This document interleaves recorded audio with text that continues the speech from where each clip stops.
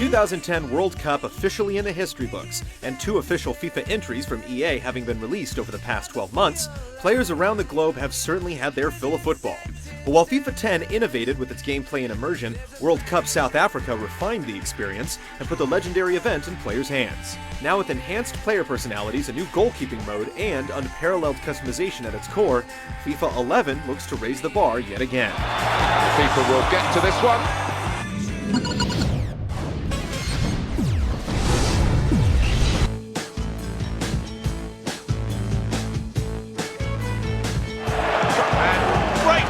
Goalkeeper one-on-one. Building upon the foundation of modes and customization options found in FIFA 10, this year's installment goes to great lengths to immerse you in EA's so-called football world. One of the big additions is Personality Plus, a system meant to make each virtual athlete feel more authentic and unique.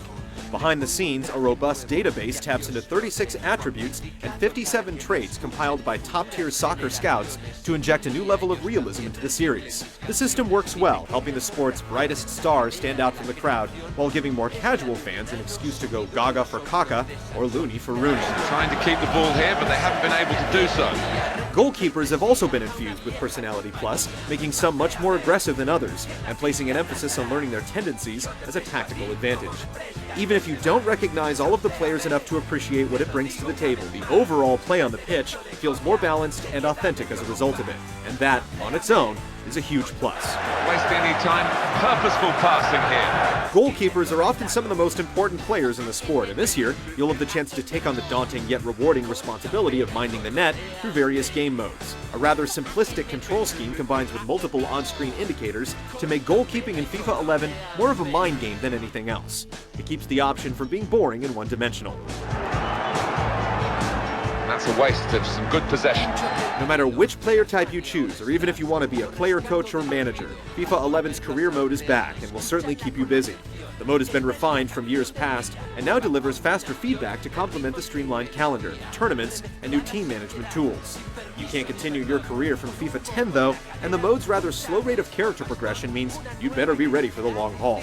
The Be a Pro mode adds goalkeeping to the mix along with a new host of challenges while, as the name suggests, the new cross-platform creation center allows you to head online to create and share user-generated players and teams, complete with custom jerseys, shorts, footwear, crests, and more. Toss in tournaments, the ability to alter player attributes, live season and lounge modes, along with online play complete with 11-on-11 action, and it all adds up to the most immersive and complete FIFA experience yet. Strong defending.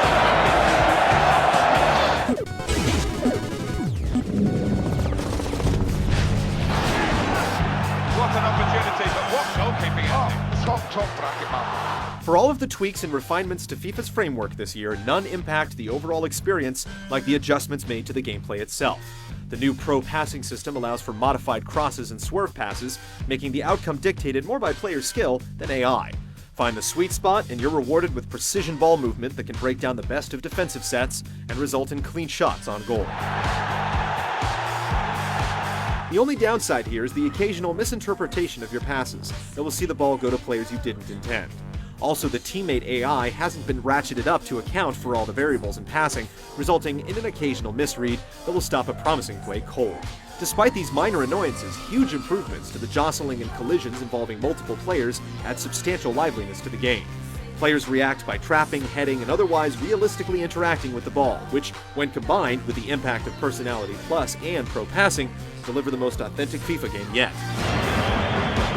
Goalkeeping has traditionally been difficult in video games, and here, you'll have to be a hardcore fan of netminding for it to maintain your interest. You have the choice of following the ball, but otherwise, you basically sit there with very little to do. Making huge saves is certainly rewarding, but playing goalie is a test of patience. Overall, it's a more methodical game of soccer. Fans hoping for pinball-like passes and high-scoring affairs should look elsewhere, as FIFA 11's approach leans toward the realistic. Much like the latest iteration of EA's NHL series, the detailed physics and emphasis on timing result in a playstyle that rewards the skilled and attentive while punishing the undisciplined.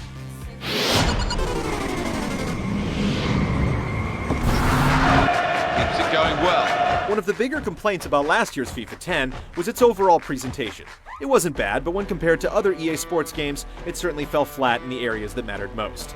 With significant strides already made in this summer's World Cup game, FIFA 11 offers up enough improvements to bring it out of the doghouse. It begins with slick menus, but once the game starts, you'll notice improved lighting models and greater character detail to complement the more vibrant textures on the pitch. Custom celebrations also add to the atmosphere and provide a personal touch on the experience.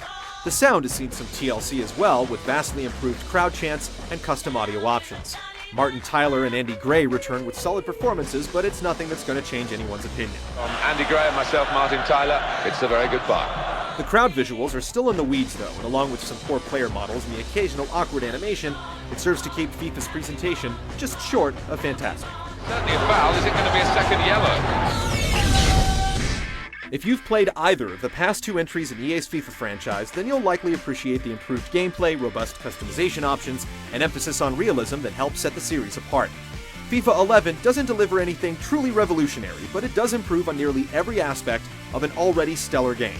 It'd be nice to see something truly revolutionary for the franchise in next year's installment, but considering that FIFA 11 is the most polished, refined entry in the series to date, it's hard not to recommend it, even to the most discerning of football fans. He's in here.